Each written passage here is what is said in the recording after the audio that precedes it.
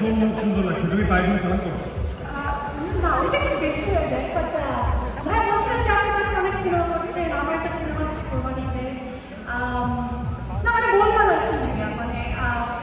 একটু মানে এদিকটা যেদিকটা তো আছে তাই না? তাই তাই তাই তুমি তো কাছের মানুষ দূরে ধুয়ে এখন আবার তাকে দেখে খুব শাকিব খানের সাথে সবার কাজ করার স্বপ্ন তোমার সাথে থাকলে আমার কাজ করার স্বপ্ন ঠিক আছে তাহলে রিকোয়েস্ট করো, শুধু একটা রিকোয়েস্ট করো। হ্যাঁ ভাইয়া প্লিজ আপনার নেক্সট ছবিতে কি মানে আমি একটা অডিশন দিতে পারি ও মাইক কোথায় এই যে আমার সুযোগটা এভাবে হাতছাড়া হয়ে যাবে না সুযোগটা মিস হয়ে গেল তো হ্যাঁ ভাইয়া তোমার অডিশন লাগবে না থ্যাংক ইউ সো মাচ আমি থেকে সারপ্রাইজ প্রিপেয়ার করে রেখেছি আর আগামী বছর ঈদে তোমার সিনেমা রিলিজ হচ্ছে তাই তো বাট এই বছর ঈদে আমার তাণ্ডব সিনেমা রিলিজ হচ্ছে ইতিমধ্যে সবার মনে তাণ্ডব চলছে তাণ্ডব জি এবার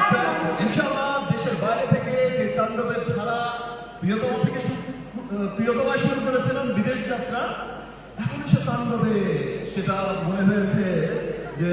আমি আমার কস্টিউম ডিজাইনারকে একটু পান করে বলেছিলাম যে আমার লাস্ট সিন ছিল যেটা সেটাই শুধু একমাত্র সুন্দর চেহারার একটা লুক ছিল